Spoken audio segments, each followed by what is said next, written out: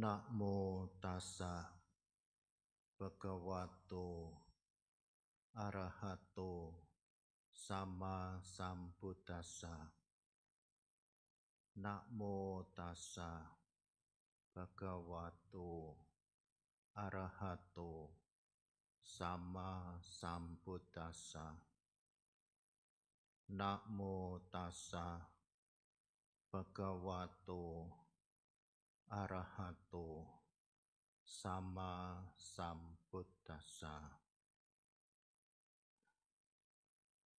Guru Agung Buddha mengatakan,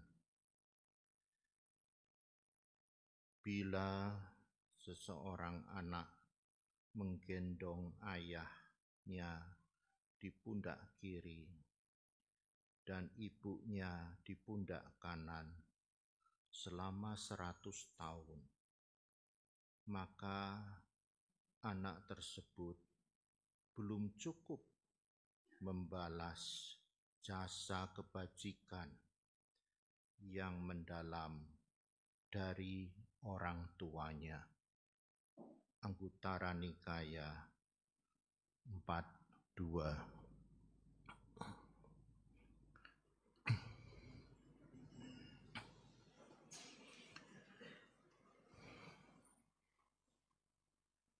Bhikkhu Sangga yang saya muliakan, para romo, ramani, pandita,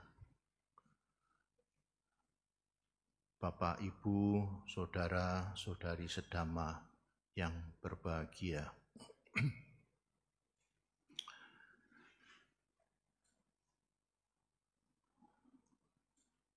Perayaan Cengbeng itu merupakan perayaan turun-temurun di kalangan masyarakat Tionghoa, yaitu perayaan untuk berkunjung, berziarah di tempat pemakaman leluhur atau orang tuanya. Sebenarnya bukan cuma di masyarakat Tionghoa, di masyarakat Jawa juga ada perayaan Nyadran namanya, yaitu masyarakat berkunjung ke tempat pemakaman orang tua untuk melakukan sembahyang, puja bakti pada orang tuanya, mengingat kembali orang tuanya. Dan sama seperti masyarakat Tionghoa, pada saat Nyadran itu orang-orang di desa ini ya beramai-ramai, bahkan yang ada di luar kota itu pada pulang untuk mengikuti Nyadran atau menghormat orang tua. Ritual turun-temurun yang dilakukan ini merupakan satu ritual yang baik tentu saja. Di samping untuk menjaga tradisi, juga untuk tidak melupakan orang tua, tidak melupakan yang namanya leluhur kita masing-masing. Nah, Bapak Ibu, saudara sekalian, setelah kita menjadi umat Buddha, tentunya ritual ini juga masih bisa dilakukan, masih bisa dijalankan. Ya. Hanya saja kalau ritual begitu saja, ya, upacara begitu saja,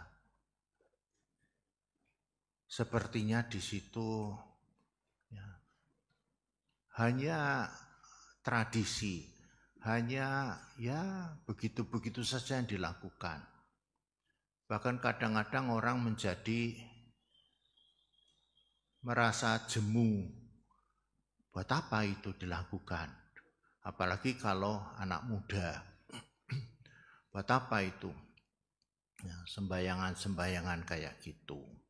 Ya. Apalagi orang yang lagi sibuk lebih-lebih, ya mungkin wah ngabisin waktu. Ya. Nah, oleh karena itu sebenarnya sangatlah perlu buat kita ya untuk membuat ritual itu menjadi sesuatu yang lebih ya menarik, lebih membuat kita semua itu ya suka menjalankan hal itu, suka melakukan hal itu. Ya, jangan sampai bosan untuk melakukan hal itu. Maka itu, Bapak Ibu Saudara sekalian, selain kita melakukan ritual itu, perlu kita melakukan hal yang lain juga yang bisa membuat ya kita menjadi punya semangat, tidak bosan, punya dorongan untuk bersama-sama melakukan hal itu. Ya. Biasanya kalau sesuatu itu dilakukan sendirian, itu makin lama kan makin bisa orang jadi bosen. Ya. Tapi kalau berbareng-bareng bersama-sama, itu membuat kita menjadi ya ditarik-tarik temennya toh. Jadi diajak-ajak temennya, lalu juga ya kita menjadi punya teman ya, tidak sendirian, sehingga ini menjadi menarik sekali ya. Maka itulah Bapak Ibu Saudara sekalian ya, seperti yang kita lakukan sekarang ini ya.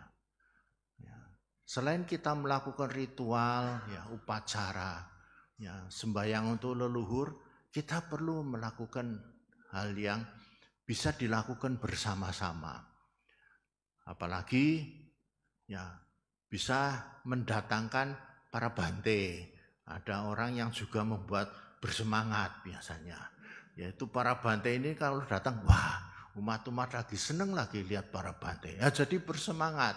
Ya umat-umat itu datang untuk melakukan kegiatan yang disebut ya bukan cengbeng lagi, ditambahi patidana cengbeng. Ya, kalau cengbeng saja kan cuman ritual sembahyangan, tapi ditambahi patidana. Patidana itu apa? Lah ini berbuat kebajikan sebenarnya, berbuat kebajikan kepada ya dalam hal ini adalah ya, kepada sangga ya seperti kita ketahui di dalam Dhamma ya bahwa menghormat sangga ini merupakan salah satu objek penghormatan ya. Jadi bisa melakukan penghormatan pada sangga, berbuat kebajikan yang membuat para bikunya mau tidak mau datang. Kayak saya diundang Remo Surya ya waduh berarti patidana mau nggak mau muncul gitu. Tapi kalau khotbah saja mungkin masih bisa buat biku lain Remo Surya. Tapi kalau wah ini patidana ya udah dah oke saya datang. Nah Bapak Ibu Saudara sekalian, jadi ya disitulah ya ada kebajikan, ada perbuatan baik yang kita lakukan. Yang semula upacara ritual itu hanya sembahyang saja, tapi sekarang ditambahi. Tambah apa? Kebajikan, ada perbuatan baik. Jadi bukan cuma sembahyang saja, tapi ada perbuatan baik yang kita lakukan. Ya, itu yang sebenarnya perbuatan baik itu bisa menarik orang untuk melakukan yang namanya ya sebenarnya namanya cengbengan itu ya. Memang bisa saja Bapak Ibu Saudara berbuat baik kepada selain para bante ya, misalnya ke tempat rumah yatim, ke tempat panti asuhan misalnya, Itu pun sebenarnya membuat Bapak Ibu menjadi bersemangat juga, ya. Karena waduh, lihat orang-orang yang menderita, lihat orang-orang yang butuh bantuan, kita menjadi tergugah. Tergugah yang dulunya tidak mau melakukan sesuatu, memberi, kepengen nolong, kepengen memberi. Melakukan sesuatu, ya berdana, ya kepada orang-orang yang membutuhkan itu. Sekaligus berdananya untuk apa? Cengbengan. Jadi cengbengnya itu menjadi lebih meriah gitu. Meriah, bukan cuma sembayangan saja, tapi di sini ada kebajikan yang dilakukan. Dan itu membuat cengbeng itu menjadi lebih ya meriah dan tentu lebih bagus, Bapak Ibu, lebih baik ya. Kalau kita hanya sembayang saja, itu kita hanya berbuat kebajikan yang ya hanya sembahyang itu saja, ya menghormati itu saja. Kadang-kadang ada orang yang sembahyang itu juga ya asal sembahyang, pasang hiu juga pasang hiu, pasang lilin, kayaknya kayak kebiasaan saja, kayak apa otomatis aja itu, ya. Tapi dengan berbuat kebajikan inilah Bapak Ibu kita menjadi lain, ya lain di situ Bapak Ibu semua lalu menjadi ini bisa memberikan sesuatu pada orang lain, ya kepada sangga memberikan ya kebutuhan sangga seperti jubah dan kebutuhan-kebutuhan yang lain. Kepada orang yang menderita memberikan kebutuhan apa yang diperlukan oleh orang yang menderita itu. Nah, berarti memberi kebahagiaan kepada sangga, kepada orang-orang yang menderita, pada panti asuhan, pada anak yatim, yang lain-lainnya itu. Memberikan kebahagiaan buat mereka. Ya. Dan kalau kita memberi kebahagiaan, sebenarnya kita sendiri merasa bahagia. Kalau kita menolong orang, kita memberikan sesuatu, orang yang ditolong itu senang, tentu kita menjadi rasa senang juga. Kita akan merasa bahagia juga. Nah, disitulah kita akan membuat ya kita berbahagia dan kita bisa apa? Bisa yang namanya pelimpahan jasa, yang namanya patidana. Kebahagiaan yang kita rasakan ini ya bisa juga kita salurkan. Kita bisa istilah kata itu kalau pakai istilah yang dalam dunia apa itu keuangan namanya ditransfer, ya ditransfer, ya. Jadi kebahagiaan kita itu bisa kita transfer kepada makhluk-makhluk lain, terutama pada leluhur kita yang sudah meninggal, ya supaya bisa ikut bahagia. Jadi bahagianya kita itu kita sebarkan kepada makhluk-makhluk, kepada leluhur kita itu. Apa bisa Bante? Bisa, karena yang dekat dengan leluhur kita ya kita sendiri, ya. Masing-masing bapak ibu ini punya leluhur masing-masing toh, punya orang tua, kakek nenek atau sanak famili. Itu biasanya itu orang-orang dekat meskipun sudah meninggal dunia, ya itu akan dekat terus dengan bapak ibu. Tidak mungkin orang yang meninggal dunia itu dekatnya di tempat lain. Ya kecuali memang bapak ibunya memang tidak mau dideketin. Ya, ada sih yang tidak mau dideketin. Diusir-usir. Pergi kamu. Jangan dekat ke saya. Enyahlah kamu. Dienyah-enyahkan deh. Jadinya pergi juga dia. Kasihan dia. Nah, jadi itu di Tirokuda. Ya, makhluk-makhluk yang berkeliaran ke sana kemari. Ya, lalu ya di perempatan jalan, ya di mana dia merasa ya keluarganya sudah tidak ada yang memperhatikan, ya tetapi kalau ada keluarga yang memperhatikan tentu saja dia akan datang kepada keluarga yang memperhatikan itu. Di rumah ya keluarga yang memperhatikan itu disebutkan di luar dinding, dekat-dekat pintu, dia menunggu keluarganya untuk apa? Ya untuk sini loh, ngundang, untuk ngundang ya supaya ikut seneng, ya supaya ikut bahagia. Ya, karena Bapak Ibu semua merasa senang, ya ini diundang malu-malu itu supaya ikut senang. Ya, itu kan sama seperti kalau ya Bapak Ibu di rumah sedang makan enak-enak ya dengan anak, istri, suami misalnya. Nah, kemudian wah sedang seneng-senengnya gitu, rasanya bahagia. Ya itu kan juga kalau ngundang orang lain, ayo yuk ikut-ikut makan di sini. Ya ikut seneng sebenarnya, ikut seneng. Ya diundang merasa senang. Nah sama sebenarnya seperti itu.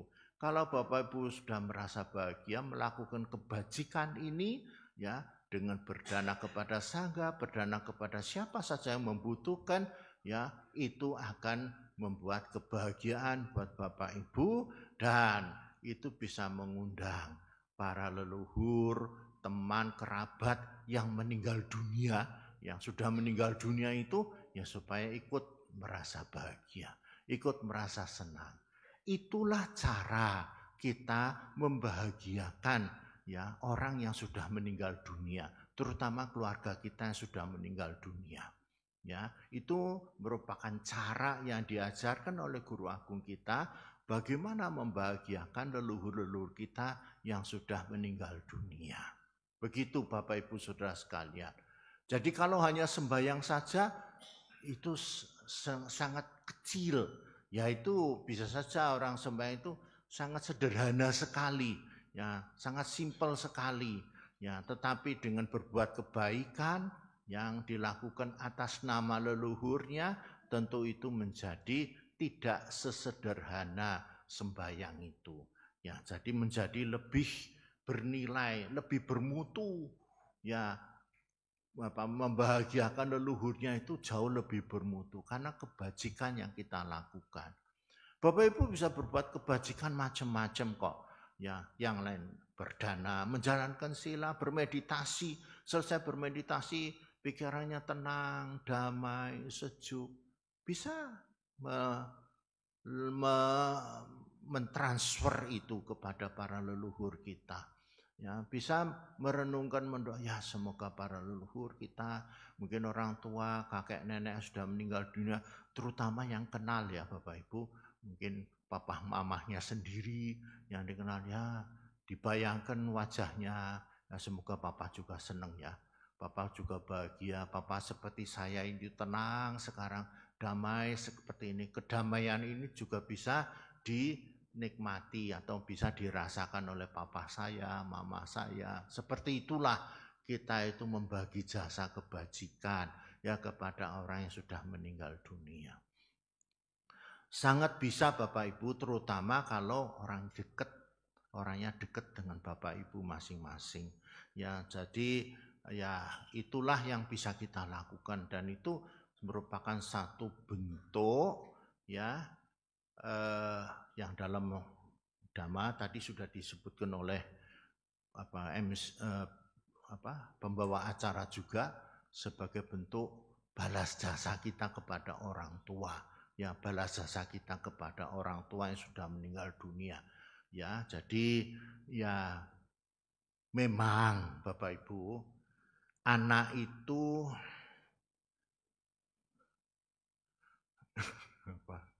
bisa dikatakan kan anak itu sebenarnya ya yang mau punya anak siapa toh? Yang mau punya anak kalau tanya Pak Dokter, yang mau punya anak kan orang tuanya Bante. Betul, yang mau pengen punya anak orang tuanya. Jadi kadang-kadang saya mikir, ya ini anak ini sebenarnya kan kemauannya orang tua, dia bisa lahir seperti itu kan jadi maunya orang tua mau punya anak, jadinya anak itu lahir. Nah, sehingga kadang-kadang ya anak itu seringkali juga kenapa sih Bante kita disuruh balas jasa sama orang tua? Lah wong yang mau melahirkan saya itu orang tua saya kok, bukan saya. Gitu. Tapi jangan protes begitu ya sama orang tuanya. Oh, jangan karena biar bagaimanapun juga memang kelahiran seorang anak itu ya dia tidak minta dilahirkan tentu saja, tetapi yang itu kemauan daripada orang tuanya. Ya kemauan dari orang tuanya menyebabkan seorang anak itu menjadi lahir ya. Tetapi kemudian kita harus mikir ya anak ini kemudian menjadi besar, menjadi dewasa, menjadi seperti sekarang, seperti Bapak Ibu semua, ini kan ya kalau tidak ada orang tua tuh siapa yang menjadikan Bapak Ibu menjadi seperti sekarang ini. Yang menjadikan Bapak Ibu seperti sekarang ini kan ya jasanya orang tua. Yang nyekolahkan, yang ngasih makanan, ngasih pakaian, yang merawat, yang macam-macam berkorban untuk anaknya sehingga anaknya bisa menjadi seperti sekarang ini. Kadang orang tua juga mencarikan jodoh dan kasih warisan, ya, kalau ada warisan ya. Nah, kasih rumah, ya bisanya punya rumah juga kan orang tuanya juga. Jadi ya memang ya lahirnya juga maunya orang tua, tapi orang tua juga berjasa pada kita. Sehingga kita tentu tidak bisa melupakan jasa dari orang tua. Ya, jadi jasa orang tua jangan sampai disia-siakan. Wah, tidak ada jasanya segala macam. Lah jangan seperti itu. Kenyataannya itu ya sekarang bisanya seperti sekarang itu karena orang tuanya itu. Nah, Bapak Ibu Saudara sekalian, tadi saya di awal khotbah saya bicara mengenai apa yang Sang Buddha katakan ya. Bila seorang anak menggendong ayahnya di pundak kiri dan menggendong ibunya di pundak kanan selama 100 tahun ya. Sama 100, lama ya 100 tahun. Gendong ayah, gendong ibu 100 tahun lamanya. Itu kalau dibandingkan dengan jasanya orang tua kepada anaknya, lah lebih besar jasanya orang tua pada anaknya sebenarnya. Ya lebih besar jasa orang tua pada anaknya. Ya, jadi di sini Sang Buddha kata belum cukuplah seorang anak itu membalas ya kebaikannya pada orang tua. Jadi jasa orang tua lebih besar. Ya memang anak itu kalau Bapak Ibu seorang anak ya gendong orang tua kan berat toh ya. Tapi sebenarnya beratnya anak gendong orang tua dibandingkan beratnya orang tua yang gendong anaknya, itu sebenarnya lebih berat orang tua. Ya, karena apa? Ya orang tua itu sebenarnya ya bisa dikatakan melahirkan seorang anak juga bertaruh nyawa. Seorang ibu ini kalau tidak baik-baik betul, wah bisa menghilang. Karena pendarahan yang banyak, ya Pak Dokter, tentu itu bisa membuat ibu itu meninggal dunia. Jadi kalau dia itu melahirkan seorang anak, dia itu biasanya seorang ibu betul-betul bertaruh nyawanya itu, bertaruh hidupnya. Kemudian juga bagaimana seorang ibu itu ya mengasuh orang anak-anaknya dan seterusnya itu memang ya itu besar sekali jasa daripada ya seorang ibu orang tua kepada anaknya itu. Tetapi Bapak Ibu Saudara sekalian, sebenarnya syair ini ada tambahannya di Anguttara Nikaya.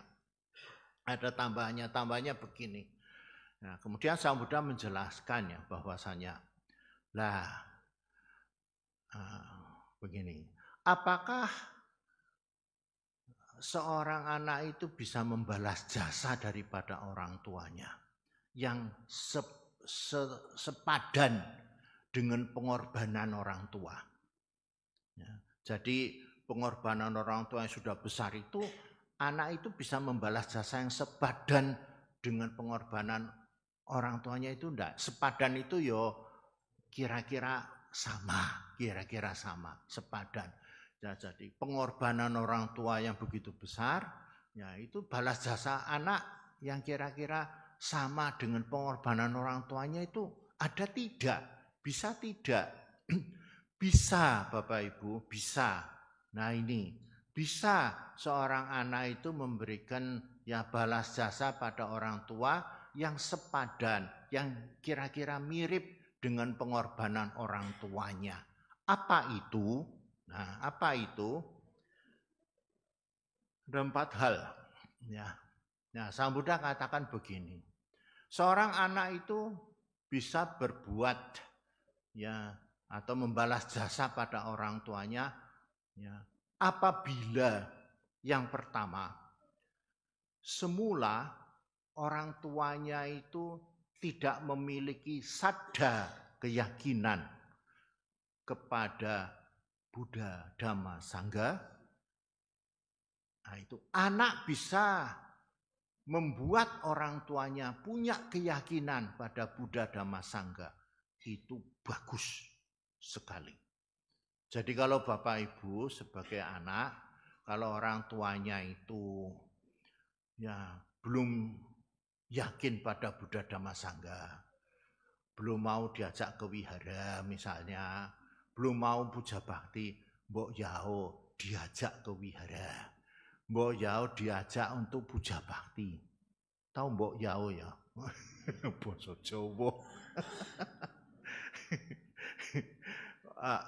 Alangkah lebih baiknya, ya, lebih baik sekali kalau ya orang tua itu yang belum punya keyakinan kepada Buddha, Dhamma, Sangha ini dibikin punya keyakinan. Nanti saya akan jelaskan manfaatnya apa, hasilnya apa, pahalanya apa. Nah itu orang tua yang dulunya belum punya keyakinan pada Buddha, Dhamma, Sangha dibuat menjadi punya keyakinan pada Buddha, Dhamma, Sangha. Itu yang pertama. Yang kedua, orang tua yang dulunya ya tingkah lakunya tidak sesuai dengan sila, tingkah lakunya tidak sesuai dengan sila, tahu ya sila ya, moral ajaran Sang Buddha, Pancasila lah, 5 sila. Anak itu ya bisa merubah orang tuanya menjadi ya menjalankan sila dengan baik. Itu besar pahalanya. Besar pahalanya. Jadi orang tua itu dulunya masih suka membunuh, suka mencuri. Nah ini seorang anak bisa membuat orang tuanya untuk berubah. Yang dulunya suka membunuh jadi tidak suka membunuh. Yang dulunya suka mencuri tidak suka mencuri lagi. Tidak suka berbuat yang buruk-buruk itu lagi. Itu besar loh pahala anak itu. Nah, itu besar jasa anak itu pada orang tuanya. Yang ketiga, orang tua yang semula itu tidak mau berdana, medit, pelit, kikir. Apa-apa dihitung pakai sweep, wah, ya, kalkulator. Gitu. Dihitung-hitungan buat apa berdana, ngapain berdana, apa gunanya, tidak ada gunanya berdana, buat apa. Nah, kalau seorang anak bisa merubah orang tuanya yang dulunya medit, dulunya kikir menjadi tidak kikir, suka berdana, bagus sekali. Bagus sekali. Itu merupakan jasa anak. Dan yang keempat, ya, kalau semula orang tuanya itu ya, tidak mempunyai pengertian-pengertian dhamma. Ambil contoh yang paling gampang, tidak tahu hukum karma misalnya. Yang berbuat baik itu dapat baik, yang berbuat buruk akan dapat buruk misalnya. Tidak ngerti malah, baik buruk sama saja. Pokoknya apa sing saya suka tak lakoni salah. Tidak peduli baik, tidak peduli buruk. Aku senang ya lakoni. Saya senang ya dijalani. Tidak peduli baik, tidak peduli buruk. Nah, yang tidak mempunyai ya, panya, kebijaksanaan, pengertian dhamma, ya, kemudian dirubah menjadi punya pengertian dhamma. Anak itu mulai ngomongi, bisi orang tua, mah kalau orang berbuat baik itu ya jadi baik loh mah, pah orang berbuat buruk kalau ya jadi buruk loh pah. Pelan-pelan diomongi ya. Tentu saja tidak ngajari loh ya. Ngajari orang tua nanti orang tuanya ngamuk nanti. Nanti orang tua, wah bocah wingi sore, wah anak kemarin sore, ngerti apa?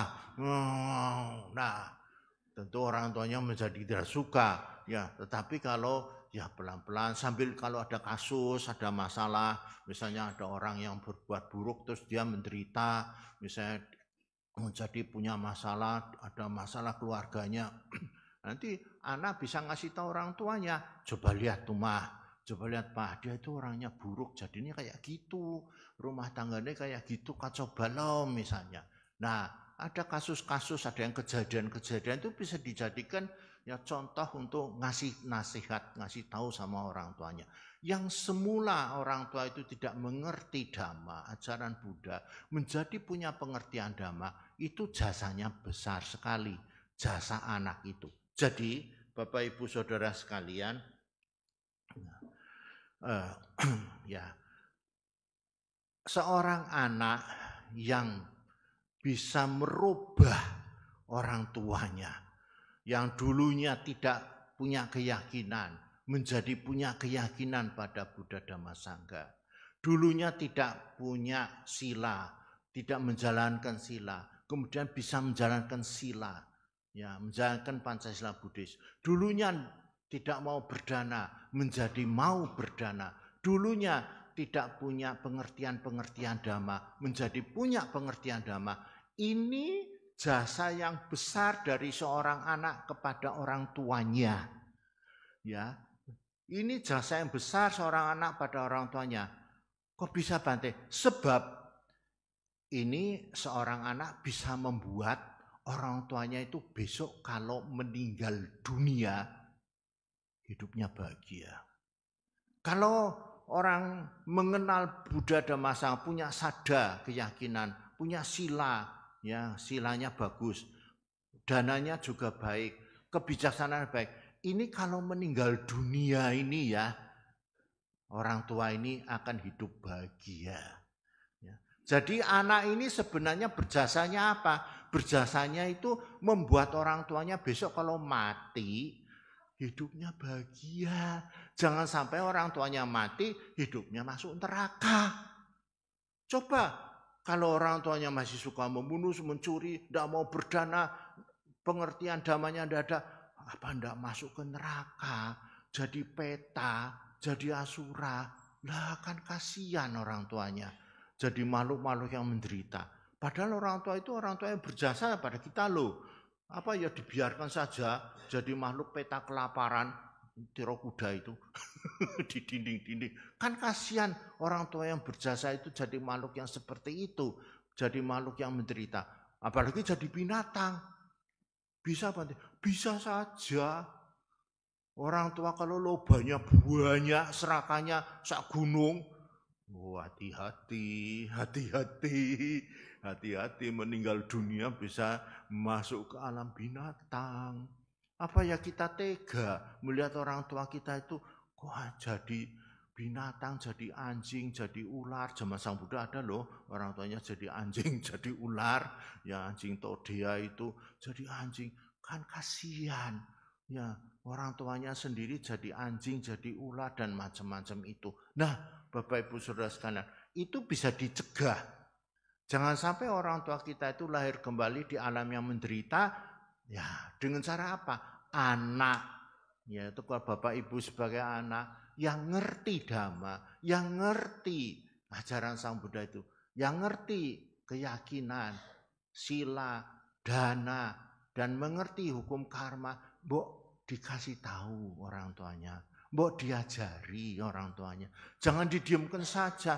Biar sajalah Bante. Orang tua saya suka membunuh ya biar. Loh serakahnya besar ya biar. Loh lah biar nanti masuk alam menderita loh. Kalau dia meninggal dunia nanti jadi binatang. Apa enggak kasihan. Kalau dia meninggal dunia jadi peta, makhluk peta.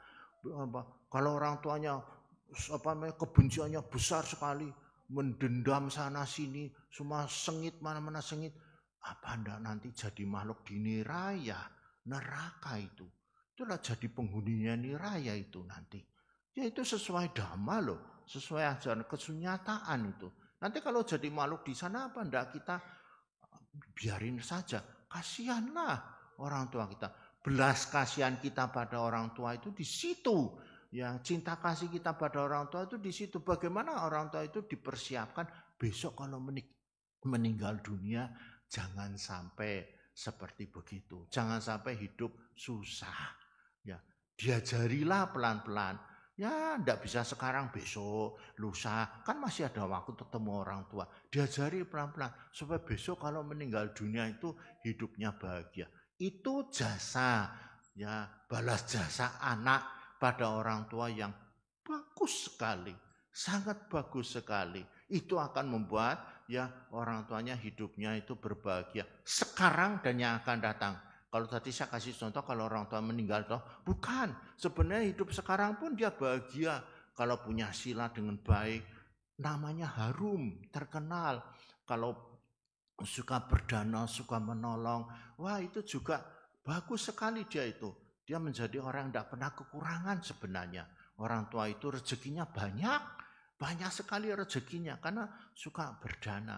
Nanti rezekinya ngalir terus itu orang tua itu. Ya, dan punya pengertian yang benar, ya tidak akan melakukan hal yang buruk-buruk. Nah, apalagi sadanya kuat. Ya, itulah yang bekal dari ya kita memberi bekal pada orang tua supaya orang tua itu hidupnya berbahagia saat sekarang dan kemudian saat yang akan datang. Demikian ya Bapak Ibu, karena saya moga-moga apa yang saya sampaikan bisa dipahami ya, karena saya juga dikejar waktu. Pak Surya, jamnya Bante, ya jamnya. Jadi ini saya akhiri ya.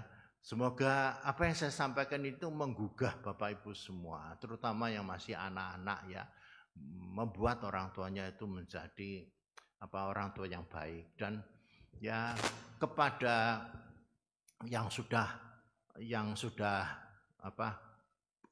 tidak anak-anak lagi, yang sudah orang tua ya itu tetap harus melakukan itu, punya keyakinan kuat, sadar silanya baik ya, berdana dan mempunyai kebijaksanaan, karena kelahiran yang akan datang itu ditentukan sekarang, dan kita sekarang yang melakukan apa yang diajarkan oleh Guru Agung akan membuat kebahagiaan untuk kehidupan kita sekarang. Ya, jadi semoga lah Patidana Cengbeng ini ya memberikan manfaat buat kita semua.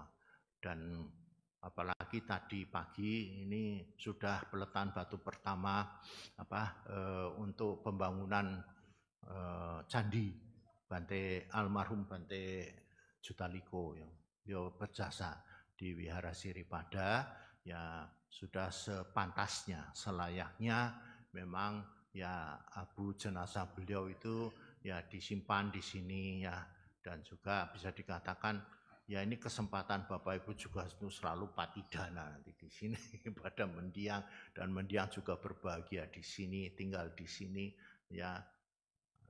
Semoga yang mendiang berbahagia di alam kehidupan yang berikutnya dan melindungi Bapak Ibu semua.